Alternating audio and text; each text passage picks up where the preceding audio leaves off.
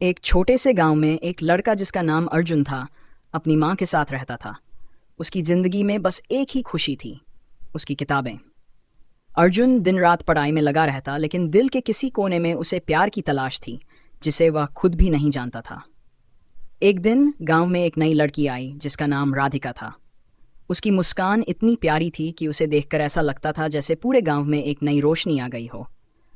राधिका शहर से आई थी और उसके पिता का तबादला हुआ था। राधिका और अर्जुन की मुलाकात गांव के तालाब के पास हुई। राधिका अपने पिता के साथ वहां घूमने आई थी और अर्जुन वहीं बैठकर कुछ पढ़ रहा था। जब राधिका ने उसे देखा तो वह उसकी किताबों की दीवानगी पर हंसी और अर्जुन के पास जाकर बोली, इतनी भी क्या पढ़ाई जो इस खूबसूरत दुनिया को देखने का समय भी नहीं देती। अर्जुन ने पहली बार अपनी नजरें उठाकर देखा और वह उसकी मुस्कान में खो गया। दोनों के बीच धीरे धीरे दोस्ती बढ़ी और वक्त के साथ साथ वह दोस्ती प्यार में बदल गई। अर्जुन की किताबों के पन्नों में अब राधिका का नाम भी लिखा जाने लगा, लेकिन किस्मत को कुछ और ही मंजूर था।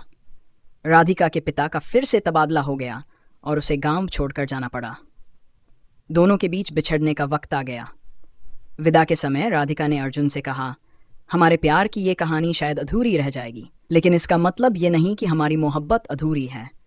मैं तुम्हें हमेशा अपने दिल में संजोकर रखूंगी। अर्जुन ने अपनी आंखों में आंसू लिए हुए कहा, राधिका, अगर तुमसे प्यार करना ही मेरी जिंदगी का मकसद है तो ये अधूरा ही सही, मैं तुम्हारी यादों के साथ जी लूंगा।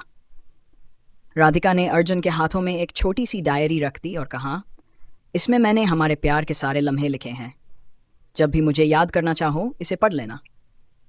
राधिका के जाने के बाद अर्जुन उस डायरी को रोज पढ़ता और उसकी यादों में खोया रहता। उसकी किताबों की दुनिया अब राधिका की यादों से भर गई थी। वक्त गुजरता गया, पर अर्जुन और राधिका का प्यार कभी नहीं मरा।